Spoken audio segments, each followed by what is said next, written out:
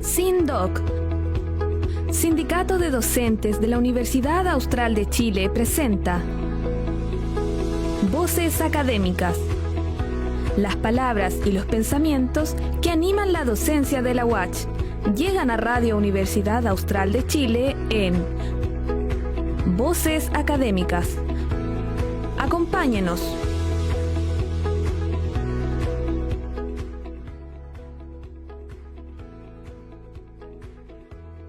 Muy buenas tardes a nuestros auditores. Nos encontramos en una nueva jornada de Voces Académicas, un programa del Sindicato de Docentes de la Universidad Austral de Chile que se transmite por la 90.1 Radio UACH. Hoy, viernes 12, nos reunimos en base a una pregunta. ¿Quién cuida a quienes cuidan? A lo largo de toda nuestra vida somos cuidados y también cuidamos. Sin embargo, esta tarea que parece ser un símbolo de pertenencia, seguridad y amor, a veces se transforma en una tarea que solo recae en unos pocos, o más bien en unas pocas. Y es que, a pesar de que, como dicen, el amor es el motor que mueve al mundo, en estos casos de jornadas extensas, desgaste emocional y limitantes en el desarrollo de la vida personal, urge que nos preguntemos y sobre todo que nos ocupemos de este, entre comillas, amor. Actualmente, desde el 2025, hay más de 216.000 personas cuidadoras registradas oficialmente en el sistema Chile Cuida. Y esta cifra podría ascender a más de 1 millón de personas, según el Sistema Nacional de Apoyos y Cuidados. Pero detrás de estas cifras hay historias de vida, desafíos y fortalezas. Es por eso que hoy nos reunimos con 3 invitados que nos ayudarán a conocer el tema desde diferentes ángulos. En primer lugar, saludamos a la señora Mireya Becerra. Ella es cuidadora y nos viene a compartir su testimonio. Bienvenida, ¿cómo está? Hola, buenas tardes. Bien, gracias. Muchas gracias por acompañarnos. También estamos con Alexandra Troncoso. Ella es encargada de la Red Local de Apoyos y Cuidados en Valdivia. Muchas gracias por acompañarnos. ¿Cómo estás? Bien, muy bien. Gracias por la invitación. Muchas gracias por estar acá. Y nuestro último invitado es Mauricio Lorca. Él es docente del Instituto de Ciencias del Movimiento y la Ocupación Humana de la UACH. ¿Cómo está? Bien, muchas gracias. Muchas gracias por estar acá. Gracias por la invitación. Muchas gracias. Bueno, y una pregunta para nuestros auditores. Y para comenzar, ¿sabían que en Chile, según el censo del 2024, es decir, el año pasado, el índice de envejecimiento muestra que por cada 100 personas de 14 años o menos, hay 79 personas de 65 años o más? Es decir, que nuestro país tiene una fuerte tendencia al envejecimiento de su población. Y hay otro dato que me gustaría compartirles, que lo leí ayer, y es que de las personas, del universo de personas cuidadoras, un 40,8% tiene 60 años o más. Es decir, que personas cuidadoras también son personas mayores, quienes cuidan a personas mayores igual. Y partimos con este programa con una pregunta a nuestro docente. Quería preguntarle en ese sentido cómo se relaciona el envejecimiento de nuestra población con el aumento en la demanda de cuidados. A ver, bueno, acá hay dos cosas que diferenciar. Una cosa que es el envejecimiento poblacional y otro que es el envejecimiento individual, los cuales obviamente están relacionados unos con otros, ¿ya? Cuando vemos el punto de vista del envejecimiento poblacional, claramente Chile está en un estado avanzado de transición demográfica, donde la cantidad de niños ha ido disminuyendo en relación a la cantidad de personas mayores. De hecho, se esperaba hace algunos años que el punto de equilibrio del índice de envejecimiento, que es lo que mencionabas tú de los menores de 15 años versus las personas mayores de 65, el 2034 iba a haber 10 por cada 10. Es decir, desde el 2034 ya se empieza a reemplazar niños por personas mayores. Lo cual en este último tiempo ha ido avanzando de manera notable, así que luego ya vamos a lograr eso, yo creo, pensando que las causas que generan el envejecimiento poblacional se han ido exacerbando, como por ejemplo la disminución de la natalidad. La tasa de fecundidad de mujeres acá es de las más bajas que existe en el mundo y obviamente en Latinoamérica, con 1.34 hijos por cada mujer. Lo cual estamos por muy bajo del 2.1, que es lo que se requiere para que la población crezca. Y por otro lado, la expectativa de vida también ha ido aumentando. Ya cada vez vivimos más y el desafío está en el vivir más, pero vivir bien también. Ahora, del punto de vista del envejecimiento individual, Hay dos cosas. El envejecimiento es universal, todos envejecemos, y lo otro es que el envejecimiento es deleterio. Quiere decir que genera daño. Lamentablemente es así. Y ese daño se va acumulando a medida que nosotros vamos viviendo, más con la acumulación de las comorbilidades o las enfermedades, lo cual hace que estemos más expuestos a ser frágiles o a ser personas dependientes. Y ahí es donde cae esta relación, donde si tenemos una población que está más envejecida, existe una mayor probabilidad de que ésta sea dependiente y que por lo tanto, ¿cierto?, requiera de personas que los cuiden. Ahora hay una serie de cambios que se han ido generando que hacen que esto se vaya haciendo cada vez más dificultoso también. Y en ese aspecto, ¿cuáles son los principales desafíos que enfrentamos como sociedad? Mira, hay varios desafíos. Yo creo que el primer desafío tiene que ver con los aspectos del punto de vista de las diferencias que existen a nivel socioeconómico. Las personas que tienen dinero, si tienen una persona que es dependiente, fácilmente la envían a una residencia, ya porque la pueden pagar, y hay residencias que son muy caras, o simplemente pagan por alguien que las cuide, ¿cierto? Integrando los cuidadores formales dentro de este universo. Pero cuando vemos las personas que no tienen tantos recursos, ¿cierto?, ahí se vuelve más complejo, porque es la misma esposa, los hijos, generalmente es una mujer la que se hace cargo, y eso hace que por un lado sea injusto, porque no todos tienen la capacidad de poder cuidar bien a sus cuidadores, porque también es costoso.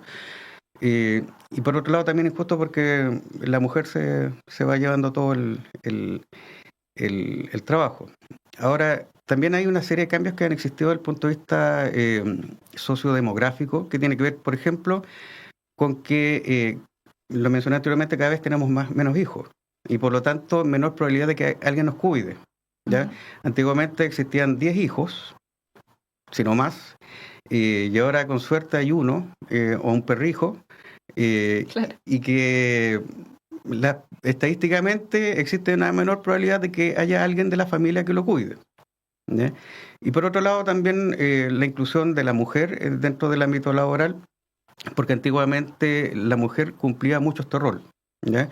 Ahora, positivamente, ¿cierto?, las mujeres se han ido incluyendo más dentro de labores del punto de vista laboral, ¿cierto?, del punto de vista del estudio, y eso ha hecho también que los cambios se vayan dando por ese lado, porque antiguamente era la esposa, ¿cierto?, o era la hija que no trabajaba, quien se quedaba cuidando a la mamá, al papá, al tío u otro. Por otro lado, tenemos también dificultad desde el punto de vista del acceso a los cuidados, el cual es bajo y está muy segmentado y no existe una red apropiada como para poder darle la resolución a esta problemática, entregándole aportes desde el punto de vista técnico, desde el punto de vista económico, a las personas que son cuidadoras. Entonces hay una serie de cosas, entre otras, ¿cierto?, que se plantean como unos desafíos grandes para nuestro país. Claro. En ese aspecto, sabemos que el envejecimiento es un proceso natural y que todos vamos a llegar a un punto en que seremos dependientes de alguna forma u otra, ¿no? Pero, por ejemplo, si estamos en un contexto en el que vemos que nuestros papás empiezan a tener estas situaciones de dependencia, o nosotros mismos ya siendo mayores o incluso teniendo alguna discapacidad, ¿qué medidas se pueden tomar desde su punto de vista? Sí, ahora que seamos dependientes, no todos estamos destinados a eso, ¿ya? Otra característica que tiene el envejecimiento es que es heterogéneo, es decir, uno envejece según como uno viva. Yo, por ejemplo, tengo un paciente que tiene 99 años, ¿ya? Y él camina independiente dentro de sus actividades básicas de la vida diaria, y otras personas que ya a los 70 años son totalmente dependientes, ¿ya? Entonces, lo primero que hay que hacer es observar, estar cerca de sus padres, de sus tíos, de sus personas mayores que son con los cuales estamos vinculados, y lo observando y controles periódicos, ¿ya? Pero controles periódicos yo siempre recomiendo que sea un geriatra, ¿ya? Y que las personas que atiendan a una persona mayor sean especialistas en el área. Porque, por ejemplo, no sé si tú tienes hijas. No. Bueno, cuando uno tiene un hijo y se enferma, ¿lo lleva a qué médico? Pediatra. Entonces, si uno tiene una persona mayor, ¿dónde tiene que llevarlo? Geriatra. Al geriatra, ¿ya? Pero eso, y en todo aspecto, o sea, un niño con problemas neurológicos va donde el kinesiólogo especialista en neurología infantil. Tiene cualquier problema, alguien que sea especialista, ¿ya? Porque la visión que tienen las personas que trabajan, los profesionales que trabajan en geriatría y gerontología es otra, ¿ya? Y por lo tanto tiene una visión hacia la funcionalidad, ¿ya? Y en base a eso, ¿cierto?, tomar las medidas que sean necesarias para que las personas no se vayan desfuncionalizando, ¿ya? Porque no es lo mismo tener una persona que sea totalmente dependiente a una persona que sea parcialmente dependiente, ¿ya? Muchas veces va a ser inevitable, como por ejemplo las personas con Alzheimer, que ellas inevitablemente van a perder su funcionalidad. Pero hay muchas que sí se pueden incluso recuperar dentro de las problemáticas funcionales que tienen. Pero en ese caso de una persona que es parcialmente dependiente, también ocurren situaciones en que el cuidador o la cuidadora se sobrepreocupa, como no quiero que le pase algo, que se vaya a caer. También el mensaje para la persona cuidadora, ¿cómo es esa relación? ¿Cómo Sí, llevarla? Mira, hay, por ejemplo, incluso desde el punto de vista de salud también existe. Hay un término que se llama desfuncionalización iatrogénica, y que es que las personas mayores pierden la funcionalidad en base a tratamientos médicos, por ejemplo, reposo prolongado. No sé si ustedes conocen a alguien que se haya tenido enfermo, ¿cierto? Haya tenido una neumonía y haya estado una semana en cama en el hospital, y después cuando vuelve no es el mismo, que le cuesta un poquitito caminar, ¿ya? Eso. Y por otro lado también la sobreprotección, ¿ya? Que uno pasa de la sobreprotección a generarle daño, ¿ya? Y eso que, por ejemplo, que uno lo hace con mucho cariño, ¿cierto? Va la mamá a la casa y le dice, mijito, yo lavo los platos. No, mamita, siéntese. Usted está para descansar. Yo lavo los platos. No. O sea, que la persona mantenga sus actividades lo más que pueda, que sea lo más activo posible, que tenga, y no solamente la vejez, sino que durante todo el proceso de envejecimiento, que parte desde que uno nace, que sea lo más activo posible.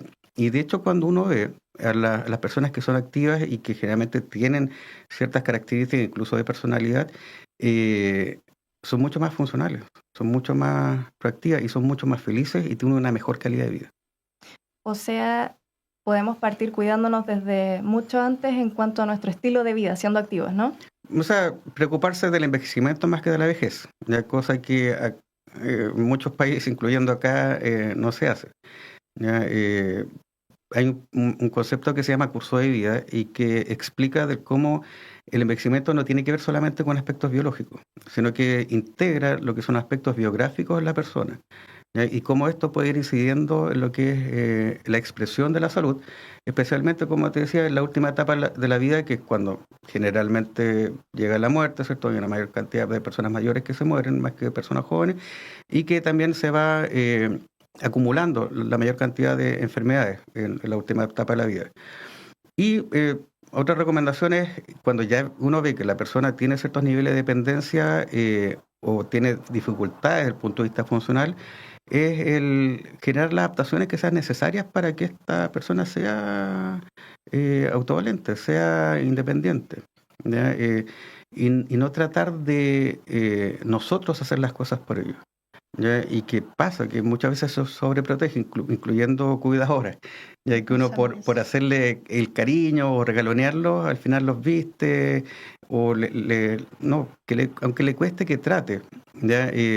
Porque con la práctica, con el ejercicio, con el movimiento, lo va a ir mejorando su performance en la actividad de la vida diaria que se le está ayudando. Y en ese sentido, si pudiera recomendar una prioridad país en materia de cuidado, ¿cuál sería y por qué? Lo primero es reconocer a los cuidadores. Reconocerlos como un gran aporte a las personas que tienen dependencia, y eso implica reconocerlas y apoyarlas, ¿ya? Y eso implica establecer un sistema que sea más amplio en relación a los recursos que se le pueden entregar, ¿ya? Porque al final los cuidadores están dando una resolución a una problemática que es país, una problemática que es del Estado, y los cuidadores no pueden asumir toda esa carga, ¿ya? Es el Estado quien tiene que ayudar. no sé si usted es cuidadora, si recibe el estipendio son como 30 y tantos mil pesos, o sea, lo cual es un aporte, pero sigue siendo bajo, ¿ya? Ahora, uno observa que existen ciertas municipalidades o ciertos lugares en donde existen programas en los cuales se ayuda a los cuidadores. Por ejemplo, yo conocí un programa que existía en el área social de la Municipalidad de Estación Central, en el cual entre comillas, se le prestaba un cuidador formal a una cuidadora informal, que son las personas que no se les paga, ¿cierto? Y que no tienen una preparación formal para ser cuidadores. Y ellos solicitaban, por ejemplo, 1 o 2 veces a la semana para un poco liberarse de la responsabilidad y poder hacer otras cosas. Ya, lo cual implica, por ejemplo, una cuestión tan básica como ir a control médico, ¿ya?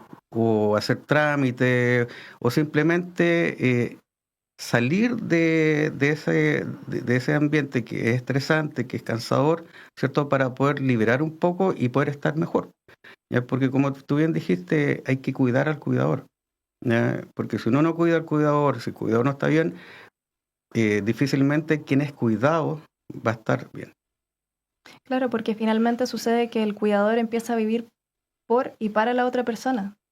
Deja de vivir por sí mismo para dedicarse al cuidado de la otra persona.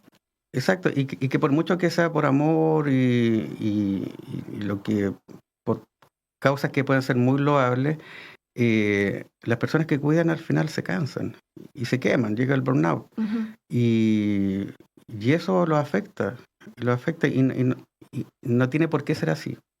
Hay que buscar la forma, y existen otros programas en España, por ejemplo, los centros de día que se utilizan harto, para poder darle una resolución a este problema y que se mejore la calidad de vida, tanto de la persona que cuida como la persona que es cuidada.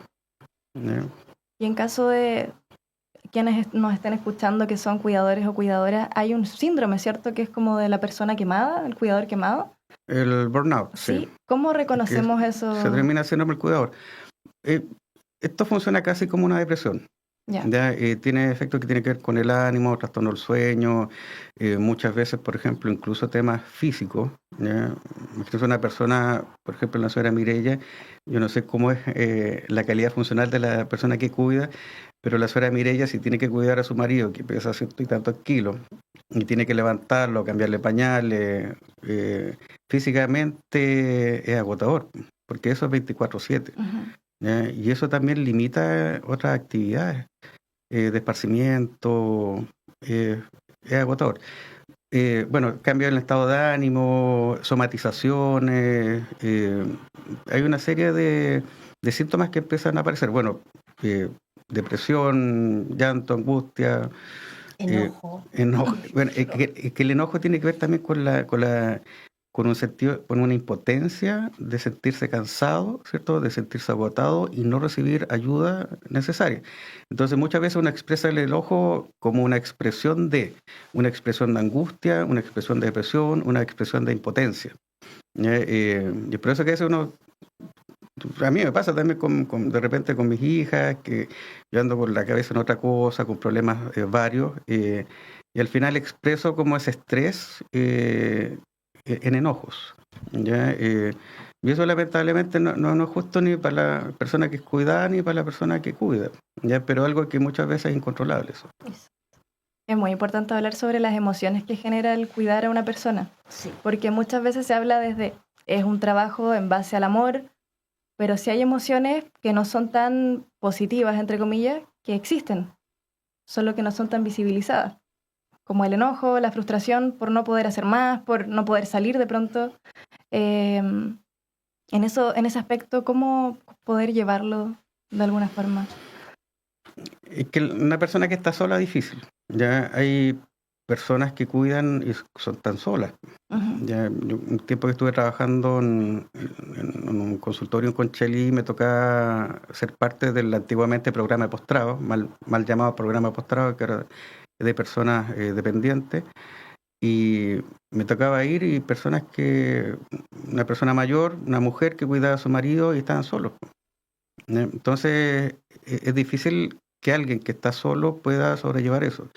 Entonces yo creo que tiene que ver con lo que mencionaba anteriormente, de cómo nosotros como Estado, como sociedad, tenemos que visibilizar a las personas que son cuidadoras y darle un apoyo, darle una ayuda.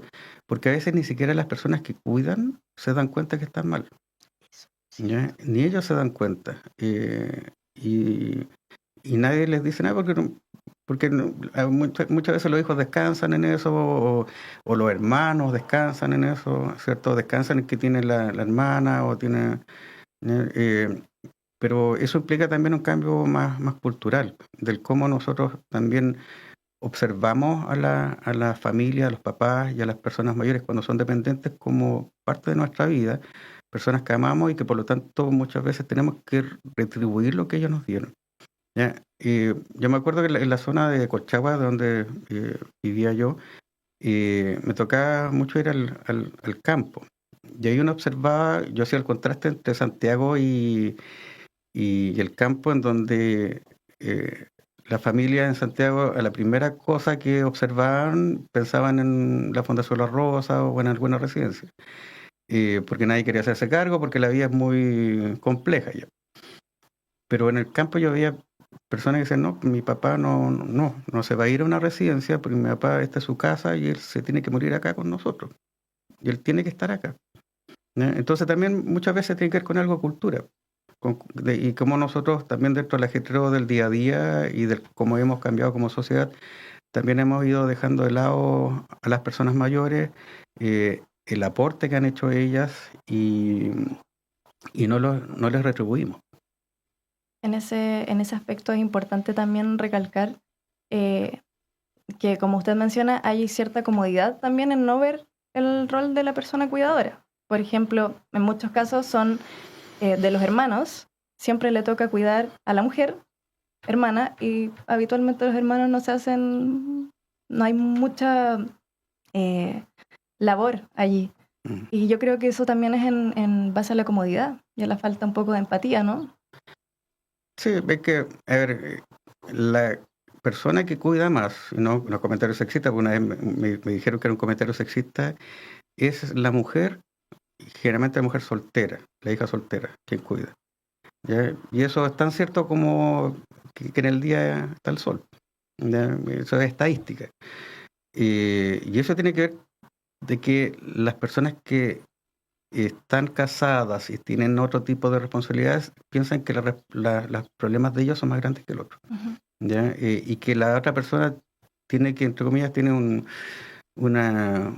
default, o sea, tiene como poca responsabilidad, pocos problemas y que tiene que acumularlos como para llegar al nivel del otro. Claro. Lo cual no es así, pues, no, porque al final el papá es papá de todos, el papá los cuida a todos y uno tiene, no importa que la responsabilidad que tenga, si tiene 1, 2, 3, 4 hijos, igual tiene que apoyar. Tiene que apoyar de alguna manera, ya sea económica o cuidándolo o haciéndose cargo de la persona que necesita ser cuidada. En el fondo que se reparta... De manera equitativa el trabajo. Exacto. Sí. Y en ese aspecto ahora pasamos con Alexandra, porque usted, profesor, nos comentaba de la realidad en el campo. De mi papá se tiene que quedar aquí porque esta es su casa. Alexandra, en la región, ¿tú cómo describirías la realidad de las personas cuidadoras? Bueno, la verdad en la región no se escapa mucho de lo que acaba de comentar Mauricio, pero sí se destaca que efectivamente justamente la región de Los Ríos es una de las terceras regiones con mayor población envejecida.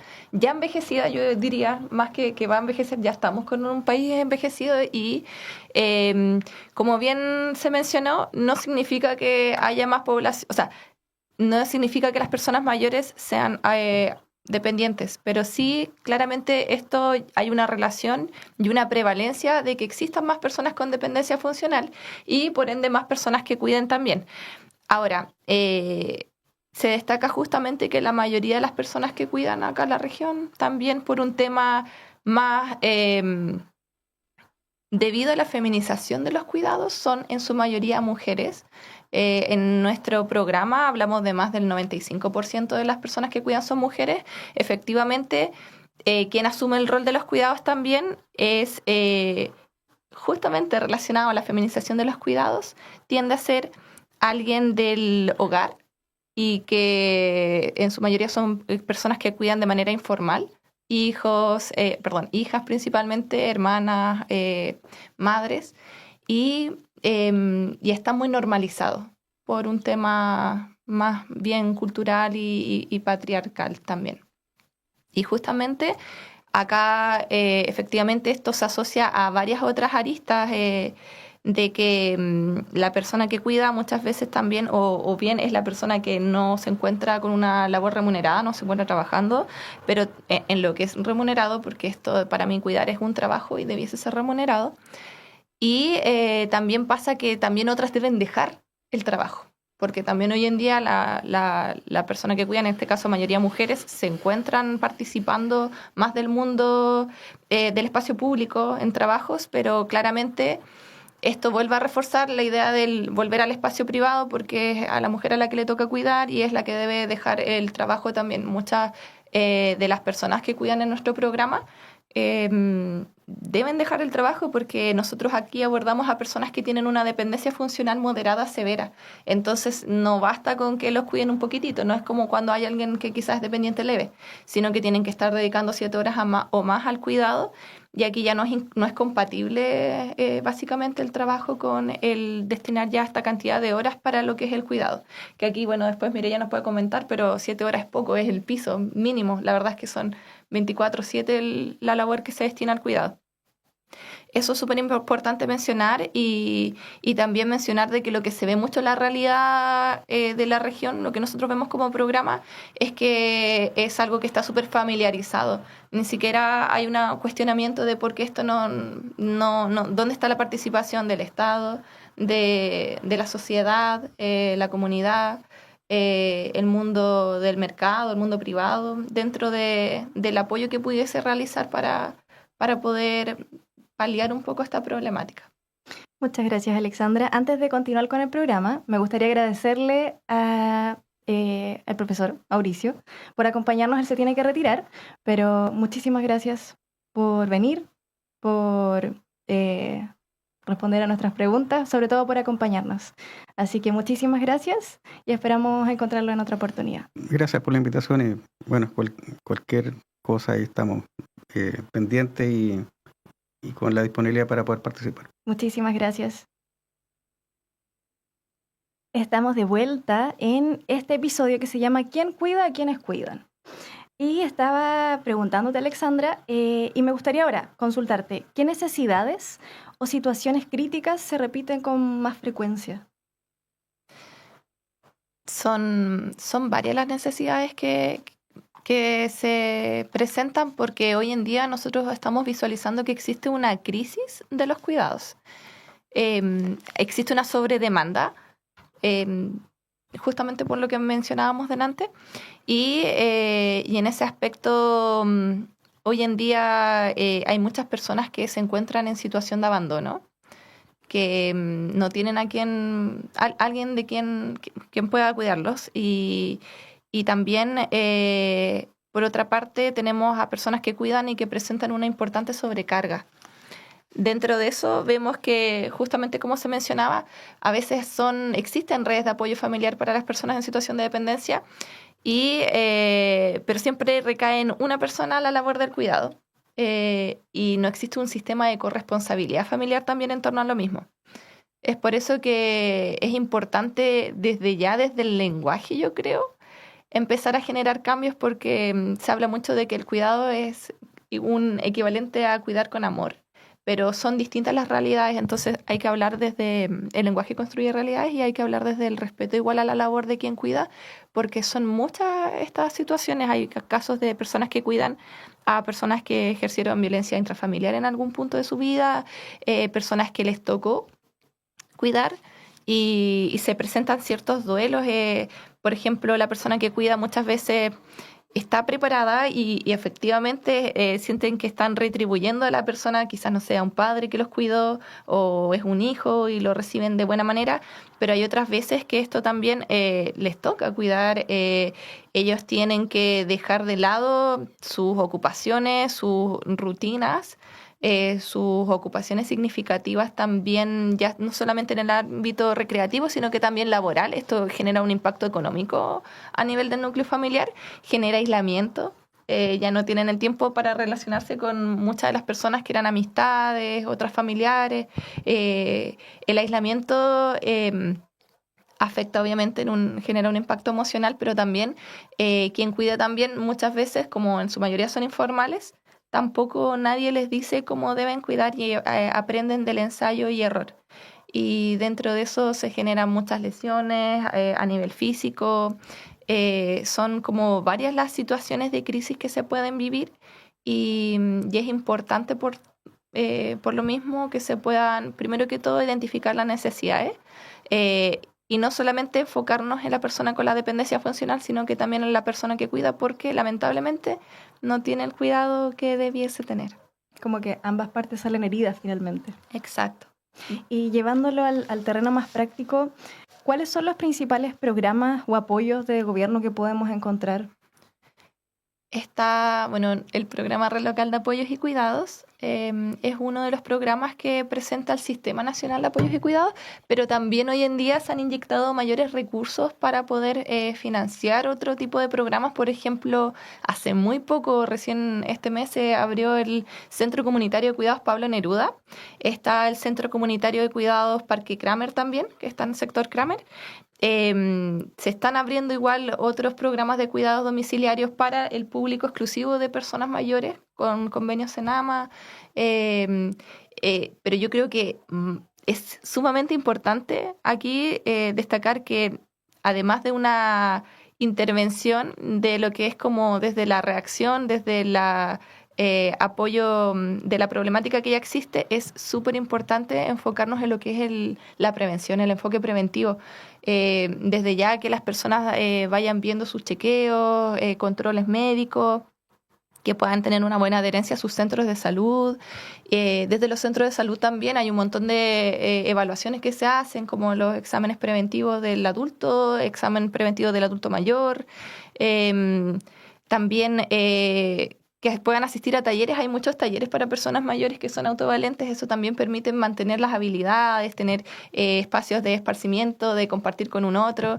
Yo creo que todo eso es súper bueno, mantener una buena calidad de vida también para prevenir el deterioro y así desde la prevención evitar que tengamos población que presente una situación de dependencia funcional. ¿Y cómo se accede a, no sé, a los talleres desde la ignorancia total? Para quienes nos están escuchando, por ejemplo, que no sabe, se encuentra en esta situación de, no sé, soy cuidadora y estoy en mi contexto, no cacho nada más porque no tengo tiempo. ¿Cómo se accede a estos programas, a los talleres y quiénes pueden postular? Bueno, yo creo que aquí son dos principales como líneas que es importante destacar. Lo primero es que la gente esté inscrita en los centros de salud. Ya. Porque desde que las personas nacen, generalmente en todo lo que es el público infanto-juvenil, están con sus controles de niños sanos, etcétera, están con su control periódico.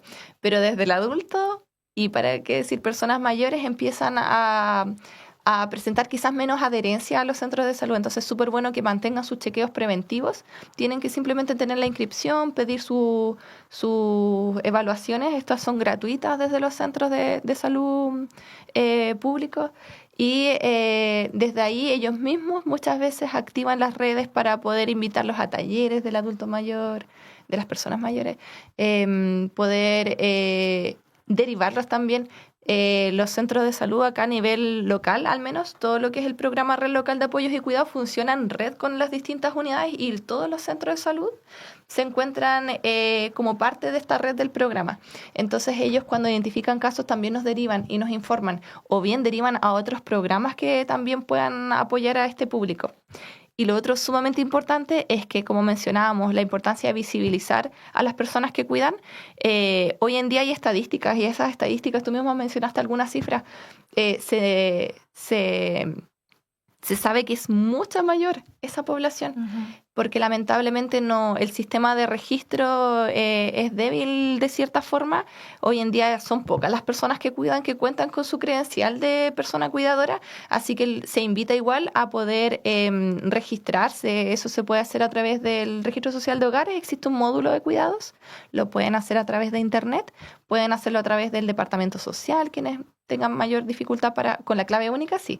Del Departamento Social se puede hacer a través de Chile Atiende, y con eso se puede llevar un mejor catastro, y el catastro se importa, porque después a la hora de inyectar recursos, de abrir programas, si es que no hay un público que sea amplio, quizás no va a estar como la necesidad levantada, entonces es importante eso. Además de la credencial de las personas que cuidan, se están estableciendo algunos convenios y desde la misma Registro Social de Hogares es que se levantan nóminas que permiten el ingreso, por ejemplo, al programa Red Local de Apoyos y Cuidados. Por eso es importante y se invita a actualizar los registros sociales y acercarse a las redes de salud. Ya, muchas gracias. Y para finalizar esta sección, ¿qué les dirías a las personas cuidadoras que hoy están solas o que no tienen el apoyo, que no han ido, por ejemplo, a estas redes? Uh-huh.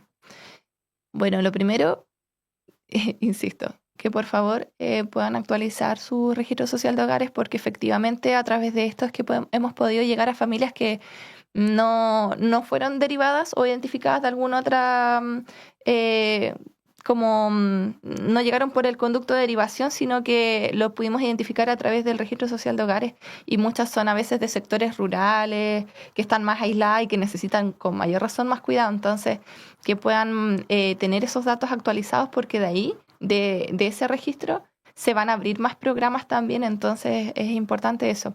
Pero también destacar que acá existen un montón de agrupaciones que puedan acercarse a las agrupaciones de distintas entidades. Hay agrupaciones de Alzheimer, de personas que cuidan, agrupaciones de Parkinson, agrupaciones del área de salud mental, de discapacidad. Y esto es súper importante porque muchas veces quizás se sientan solas en esa situación, y aquí pueden encontrar redes de apoyo.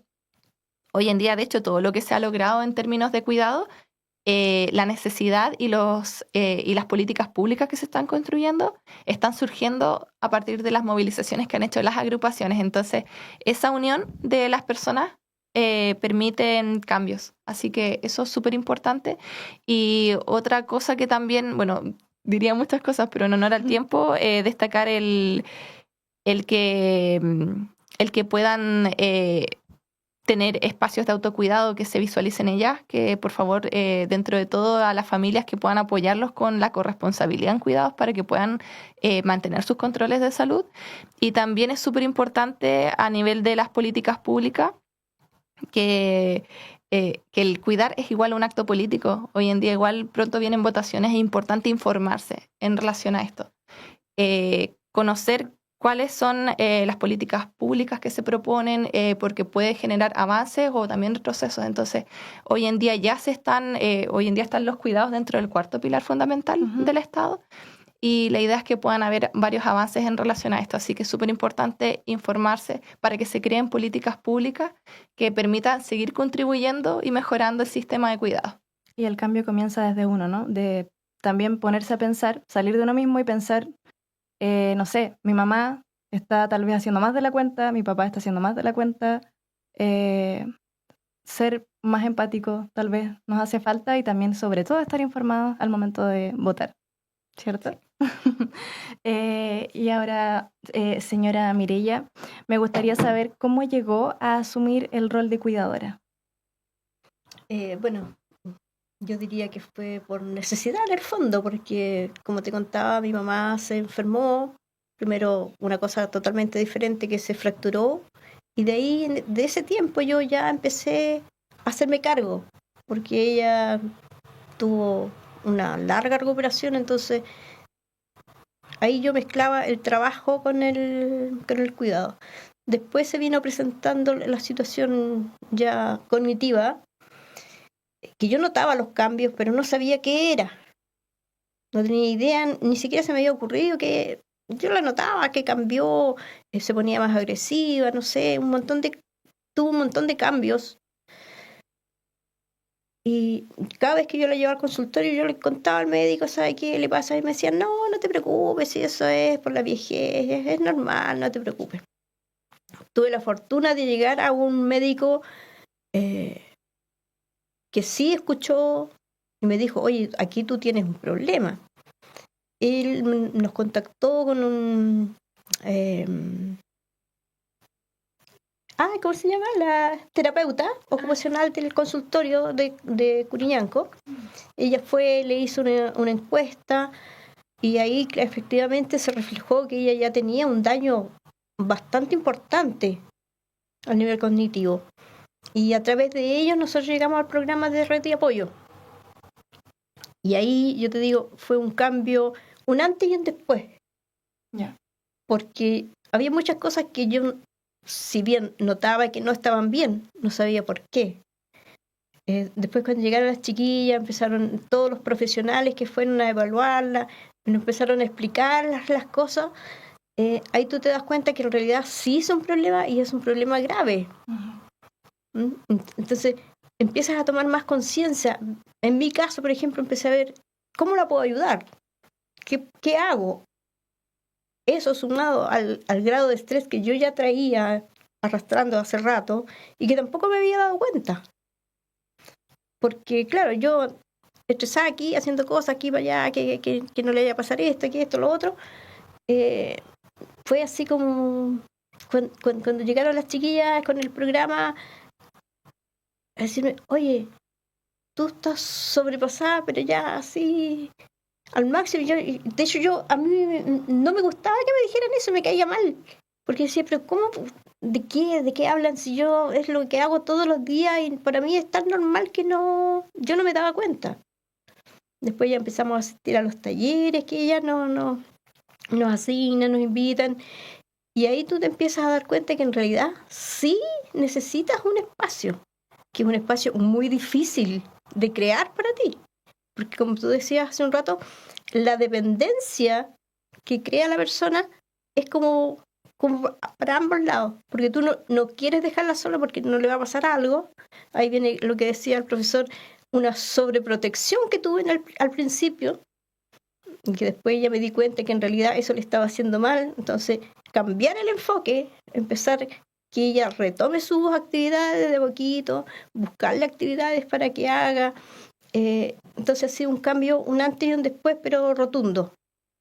Y al tomar este rol de cuidadora, que en el fondo, como usted dice, surge a partir de la necesidad, y también tomando las palabras que dijo hace un momento, ¿cómo cambió su vida al ser cuidadora y qué emociones también sentía habitualmente? Porque eso también es muy importante, cómo se va sintiendo. Sí, bueno, las emociones, tú pasas por una gama de emociones que tampoco al principio te atreves a reconocerlas.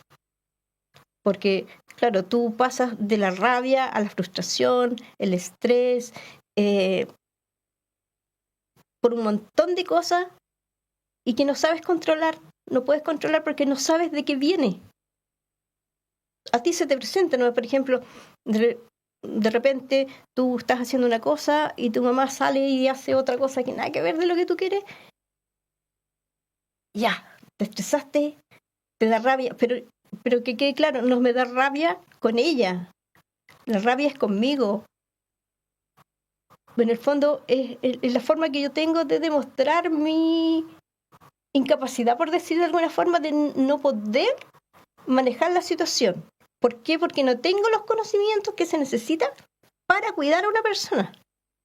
¿Me entiendes? Uh-huh. Como decía recién, tú vas aprendiendo, cometes errores, después te das cuenta que no era lo que tenía que hacer, lo cambias, unas cosas funcionan, otras cosas no funcionan, entonces vas aprendiendo. Eso también te crea una frustración, de repente andas súper bien porque todo te ha salido maravilloso y a las 3 de la tarde se dio vuelta la tortilla y ya nada funciona. Entonces ahí viene que te frustra, te estresa, te da una pena enorme. ¿Y qué haces? Te enojas un momento y tú mismo tienes que decirte, oye, no, esto no soluciona el problema, tienes que buscar otro camino. Claro, y además que al estar al cuidado de una persona con dependencia no es que usted se enoje y se vaya. No puede irse. No puede. ¿Cuántas veces yo digo así, ¡ay, qué ganas de tomar mis cosas e irme! Pero no lo puedo hacer. Puede. No puedo. ¿Y en ese aspecto ha sentido apoyo de su familia, de instituciones, del entorno? Bueno, el principal apoyo es el programa, para mí en este momento. Porque las chiquillas, todos los profesionales me han dado tips para tratar de manejar las distintas situaciones que se me van presentando. Entonces me dice, que me pasó tal cosa, yo reacciono así, yo sé que está mal, pero ya, mira, trata con esto, prueba con esto, dile estas cosas para que las cosas fluyan. Eso me ha ayudado un montón. Si bien yo tengo ayuda de mi familia, pero en otro ámbito, no en el cuidado en sí, porque como decíamos, ya todos tienen su familia, tienen su vida hecha y no tienen tiempo para dedicarse a esto, del cuidado de la mamá, no, nunca hay tiempo. Entonces al final terminas tú, y por eso te digo, yo estoy tan agradecida con las chiquillas, con todos los que trabajan en el programa, porque además me asignaron un asistente de cuidado que ella va una vez a la semana. Si bien yo no, en el tiempo que va, yo no alcanzo a salir, porque imagínate venir de Curiñanco, volver el viaje, se te va ya la mitad del tiempo. Entonces, pero ya eso es una descarga para mí, porque ellas se dedican 100% a mi mamá y yo hago otras cosas. Y como que me olvido que yo sé que está ahí, pero ya no tengo la preocupación, ¿me entiendes? Uh-huh. Entonces, eso ha sido fundamental. Todo eso, esos aportes que me han hecho, y esa ayuda de que vaya una persona una vez a la semana, ha sido fundamental para mí. Y ya para ir finalizando, ¿qué consejo podría darle a alguien que, como usted, es cuidador y que nos está escuchando en este momento, es cuidadora? Consejo es difícil porque todas las situaciones son diferentes. Pero yo creo que en mi caso, yo creo que hay que aprender a tener paciencia, mucha paciencia.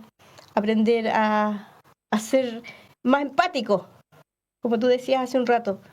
Porque si bien es tu mamá, es tu papá, tú necesitas aprender a ir al ritmo de ellos.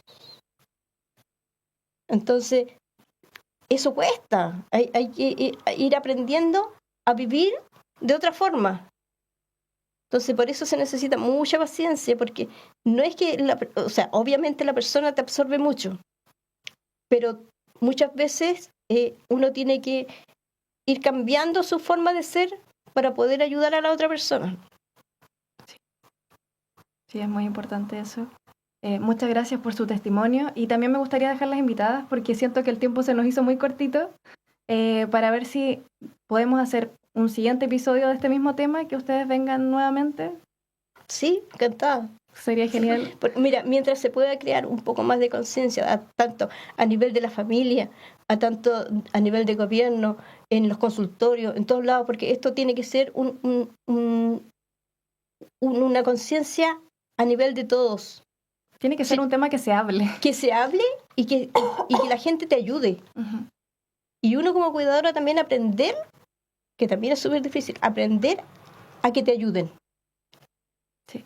Porque eso de que al principio es como, por lo menos en mi caso, yo no puedo hablar por el resto de los cuidadores, pero en mi caso, para mí fue súper chocante que me dijeran que yo necesitaba ayuda. Entonces, eso uno también tiene, por eso tiene que ser una función de todos. Porque uno tiene que aprender muchas cosas. Es un tema cultural de todas formas. Absolutamente. Y muchas gracias, señora Mireya, por haber venido. Y me quería despedir con una pregunta para nuestros auditores. ¿Cómo podemos, como sociedad, visibilizar, valorar y apoyar mejor este trabajo? Yo creo que la respuesta ya la dimos, sí, y que es un tema cultural, sí, totalmente, sí, y que en parte por uno mismo. Pero bueno, con esta pregunta y agradeciéndoles, ahí viene Alexandra también, muchas gracias por haber venido. Espero que podamos encontrarnos en un episodio igual a este, pero poder alargarnos un poquito más. Y a nuestros auditores, invitarlos e invitarlas a escucharnos nuevamente por la 90.1 y a encontrarnos en nuestras redes sociales en SINDOC UH. Muchas gracias por habernos escuchado, muchas gracias por haber venido. Gracias por invitarnos. Muchas gracias.